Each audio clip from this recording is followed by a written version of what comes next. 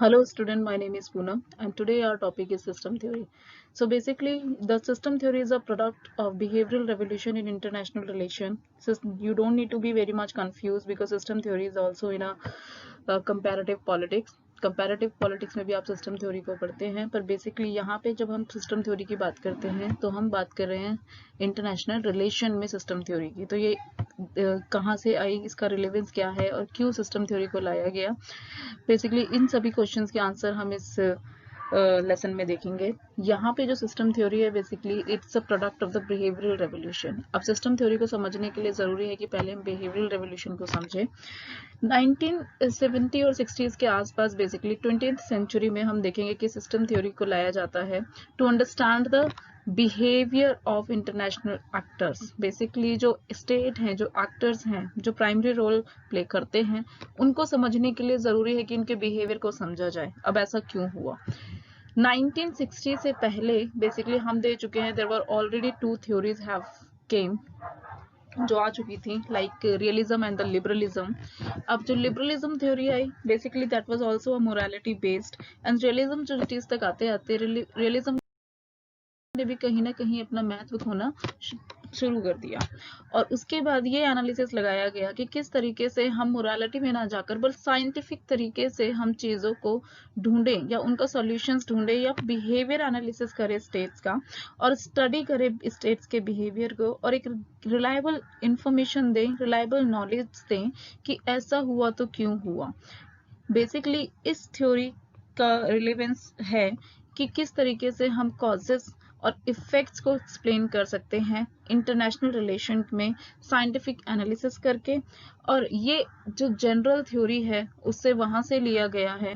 General system theory has been given by the Ludwig in biology, but उन्होंने जो system theory दी है in concept of biology, but in terms of biology. But यहाँ पर हम देखते हैं कि किस तरीके से सिस्टम थ्योरी को रिलेवेंट या किस तरह से अफेक्ट करती है इंटरनेशनल रिलेशन को।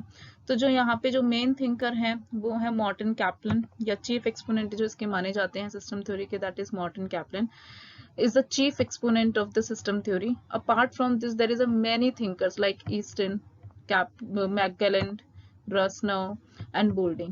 बहुत सारे ऐसे थिंकर्स हैं जो बात करते हैं बेसिकली सिस्टम थ्योरी की, जो सिस्टम थ्योरी में कंट्रीब्यूट करते हैं। बट यहाँ पे हम देखेंगे कि जो मेन एक्सपोनेंट है या मेन प्रोपोनेंट है सिस्टम थ्योरी के, that is Morton Kaplan. Why?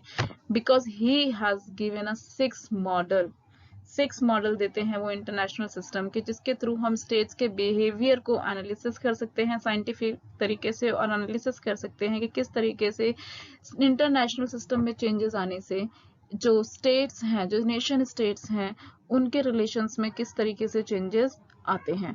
तो यहाँ पे जो है हम सिस्टम थ्योरी को समझेंगे और सिस्टम थ्योरी के बारे में डीप पढ़ने की कोशिश करेंगे कि किस तरीके से सिस्टम थ्योरी इंटरनेशनल रिलेशन में कंट्रीब्यूट करती है। तो यहाँ पर हम देखेंगे किस तरीके से जो मॉर्टन कैप्लन है वो इंटरनेशनल रिलेशन में नेशन स्टेट्स के टर्म्स में डिफाइन करते हैं। बेसिकली ये है इंटरनेशनल रिलेशन, यहाँ पे आप देखेंगे इंटरनेशनल सिस्टम और यहाँ पे आप देखेंगे नेशन स्टेट्स।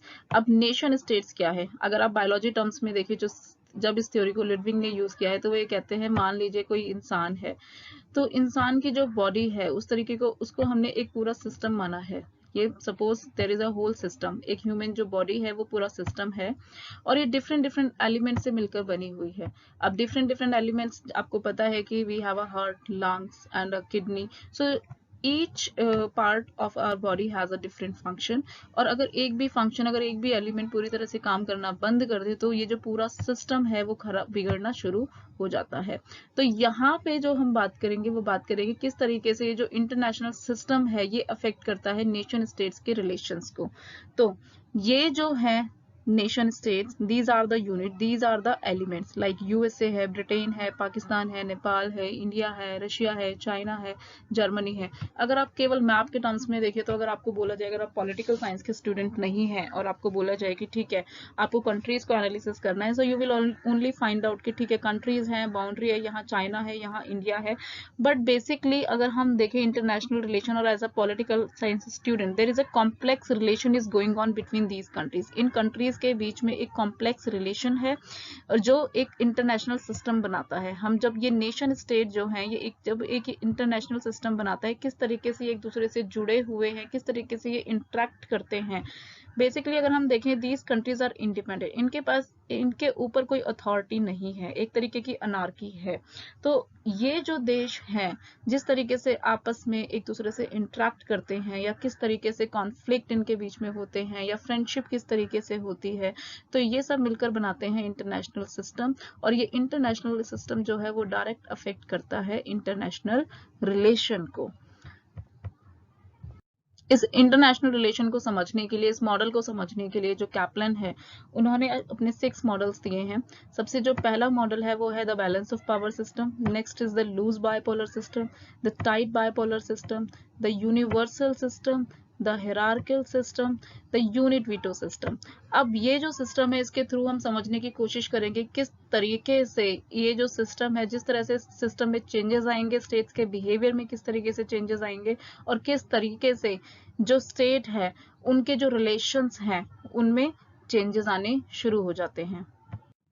दो पहला सिस्टम जो है उसकी हम बात करेंगे the balance of power system. The balance of power जो सिस्टम है बेसिकली ये कौन देता है या किस थिंकर का ये कॉन्सेप्ट आता कहाँ से? This concept has been given by the realist thinker. ये जो कॉन्सेप्ट है ये रियलिस्ट थिंकर का है और केन्थ वॉल्ट जो एक रियलिस्ट थिंकर है उनका मानना है कि बैलेंस ऑफ पावर और जो स्टेबिलिटी है, there is a direct relation between the balance of power and the stability. एक शक्ति का जो विभाजन हम जिसको बोलेंगे कि अगर हमें बैलेंस ऑफ पावर को समझना है तो there is a distribution of power को समझना होगा। अगर हम बैलेंस की बात करते हैं तो हमें समझना होगा, suppose there is a in terms of the military capability, if one country is capable so the other country is equally capable, तो यहाँ पे क्या होगा, जो वॉर की सिचुएशन होगी वो मिनिमाइज्ड होगी, एक स्टेबिलिटी बनी रहेगी, बिकॉज मैं जितना पावरफुल हूँ मेरे सामने वाला देश मुझसे उतना ही पावरफुल है जितना मैं हूं। तो इस कंडीशन में हम इसको बोलेंगे द बैलेंस ऑफ पावर। तो केन्थ वॉल्ट बोलते हैं ये this is a situation of stability.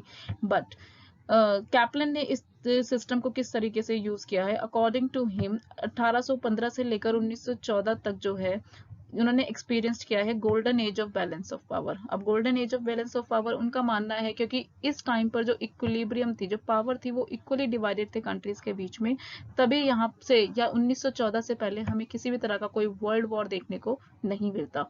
अब ये फाइनली कोलैप्स कब होता है? 1914 में, जब फर्स्ट वर्ल्ड वॉर की शुरुआत हो जाती है।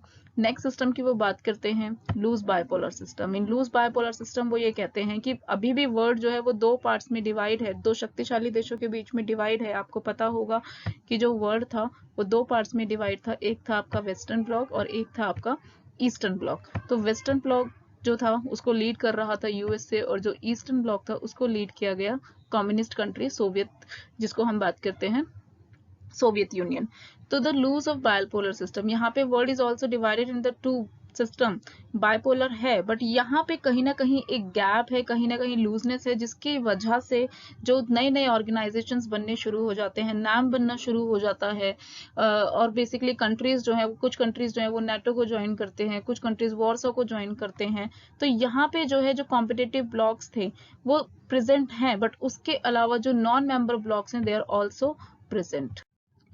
फोर्थ सिस्टम में जो वो बात करते हैं the tight bipolar system. This is a situation in international life जहां पे नाम कंट्रीज को फोर्स किया जाता है कि आपको whether you have to include yourself in with the communist countries और अ कैपिटलिस्ट कंट्री। तो यहाँ पे जो कंट्रीज हैं, जो ग्रुप्स हैं, जो ऑर्गेनाइजेशंस जो हमने लूज बायपोलर सिस्टम में देखे, कहीं ना कहीं थोड़े बहुत उन्हें लूज थे कि वो दे कैन बी इंक्लूड और they can be self independent. But right now in tight bipolar system में हम देखेंगे कि उन्हें फोर्स कर दिया गया कि because they were the newly independent, जो नॉन अलाइनमेंट कंट्रीज थे they were the newly independent country, नए नए आजाद देश थे, they need a financial assistance from this country.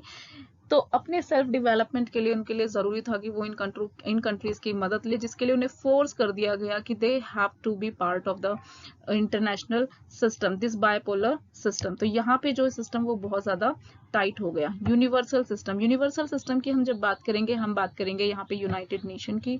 United Nation was the organization जहाँ पे हम देखेंगे किस तरीके से यूनाइटेड नेशन ने रूल्स और रेगुलेशंस बनाए। एक तरीके से ये काम करता है फेडरल वर्ल्ड स्टेट्स की तरह। फेडरल वर्ल्ड ये ट्रांसफॉर्म्ड होता है फेडरल वर्ल्ड स्टेट्स की तरह, जहां पर जो यूएन है बेसिकली वहां पे है रूल ऑफ लॉ कि those countries who are a member of the UN, जो भी कंट्रीज यूएन के मेंबर थे, they have to follow the rule और regulation that is established by the United Nation. तो यहाँ पे कोशिश की गई कि यूनाइटेड नेशन के थ्रू किस तरह से कि उनकी कैपेसिटी को मेंटेन किया जाए, किस तरीके से रूल और रेगुलेशन को कायम बनाए रखा जाए, किस तरीके से वॉर जैसी सिचुएशन से बचाया जाए। यहाँ पे जो हिरार्किकल सिस्टम है बेसिकली ऐसा सिस्टम देखने को नहीं मिलता, क्योंकि ये जो कैप्लन ने जितने भी सिस्टम दिए हैं that was totally imaginary system that time. तो यहाँ पे जो हिरार्किकल सिस्टम है, इस सिस्टम में क्या होगा, कोई भी एक कंट्री जो होगा वो बहुत ज्यादा पावरफुल हो जाएगा। ऐसी सिचुएशन देखने को हालांकि मिलती है 1990s में, जब आप देखेंगे कि जिस तरीके से सोवियत यूनियन का विघटन होने के बाद जो है और पूरी तरीके से जो यूएसए है वो एक बहुत बड़ी शक्ति बनकर उभरता है। पर इससे हम ये नहीं कह सकते कि पूरी शक्तियां सिर्फ एक ही सिस्टम में या एक ही कंट्री में समा जाती हैं और कंट्रीज का जो रिलेवेंस है वो कम होना शुरू हो जाता है। तो कहीं ना कहीं ये जो था ये कैप्लन का एक इमेजिनरी मॉडल है कि इस सिस्टम को उन्होंने कि अगर ऐसा होगा कि जो पास्ट के बारे में बताता है, फ्यूचर के बारे में बताता है, प्रेजेंट के बारे में बताता है कि ऐसा होगा तब क्या होगा, तो इसको हम सिचुएशन कहेंगे यूनिपोलर वर्ल्ड, जहां पे शक्ति का सिर्फ एक ही केंद्र होगा, कोई दूसरा केंद्र नहीं हो। Next and the last system we will talk about the unit veto system. Unit veto system को हम इस तरीके से समझ सकते हैं कि this kind of a system जहां पे सभी स्टेट के पास इक्वल पोटेंशियल है, इक्वल पावर है, equally they are they have a capability to destroy each other. अगर हम कंट्रीज की बात करें, ये फिट होता है आज के टाइम पर जहां पर हर कंट्री के पास अपने न्यूक्लियर वेपन्स है, न्यूक्लियर पावर है। अगर हम बात करें तो कंट्रीज आजकल चाइना और USA they are fighting but they are not doing conventional war. वो कन्वेंशनल वॉर नहीं करते हैं क्योंकि USA is a nuclear power as well as the China has a nuclear power. इसके अलावा अगर हम इंडिया और पाकिस्तान की बात करें so both the countries has a nuclear power. दोनों कंट्री के पास न्यूक्लियर पावर है, कन्वेंशनल वॉर नहीं करते हैं। हाँ, लड़ाइयाँ हैं, कॉन्फ्लिक्ट हैं, but they are directly not going to the war because they know they are equally potential to destroy each other. और अगर थर्ड वर्ल्ड वॉर होता है, ये एक ऐसी सिचुएशन है जहां पर हम बात करेंगे स्टेट ऑफ नेचर की। इसको हम कंपेयर करते हैं हॉब्स के स्टेट ऑफ नेचर से, जहां पे एक ऐसा जंगल है जहां पे कोई रूल और रेगुलेशंस नहीं है।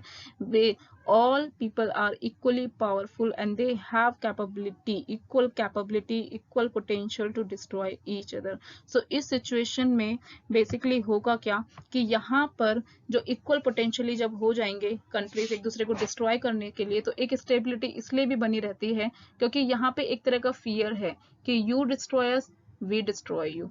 So basically this is a unit veto system. इस सिस्टम थ्योरी के कुछ क्रिटिसिज्म भी हैं कि यहाँ पे माना जाता है, जो मेजर इसका क्रिटिसिज्म है वो ये है कि इस थ्योरी में केवल और केवल सिर्फ फ्रेमवर्क की बात करता है, which can not make a significant contribution to the international relation because they are talking about the framework. इन्होंने एक फ्रेमवर्क दे दिया कि जब जब ऐसा होगा तब तब स्टेट्स का बिहेवियर ऐसा होगा, या इस तरीके से इंटरनेशनल सिस्टम में किस तरीके से टाइम टू टाइम चेंजेस आने शुरू होंगे। बट इन्होंने बहुत सारे फैक्टर्स जो हैं कि why the countries making relation with each other, इन्होंने जियो स्ट्रेटेजिक फैक्टर्स जो हैं एज वेल एज नेशनल और सब नेशनल फैक्टर्स जो हैं उनको पूरी तरीके से डिनाई कर दिया। बिकॉज कंट्रीज केवल यूनाइटेड एक हमारा जो सिस्टम है उसी के पैटर्न पर कंट्रीज नहीं चल रहे हैं। Why are they making relations with each other, क्यों ये रिलेशंस बनाते हैं? कुछ आपके उनके जियो स्ट्रेटेजिक फैक्टर्स होते हैं, लाइक अगर आप इंडिया नेपाल का इशू देखें, इंडिया बांग्लादेश का देखें, भूटान का देखें, why are they making relation, यहाँ पे जियो स्ट्रेटेजिक फैक्टर्स भी आते हैं। तो उन फैक्टर्स को उन्होंने यहाँ पर पूरी तरीके से इग्नोर कर दिया है। हाउएवर अब क्रिटिसिज्म के अलावा वी कांट से कि that system approach doesn't have any of the merit because scientific study देशों के behavior को analysis करने के लिए, scientific study करने के लिए, international relation को study करने के लिए this approach is very beneficial। अगर आप situation समझे यूनिट वीटो सिस्टम की तो आपको समझ आएगा यूनिट वीटो को समझ जानकर कि ठीक है, ये जो सिस्टम है ये एक ऐसा सिस्टम है जहां पर आज इसके रिलेवेंस है समझने के लिए, जहां पे इक्वली पावरफुल है ऑल द स्टेट्स। इसके अलावा this was the only a demo lecture. If you want to take whole class you can join my live classes, that is the link is on below.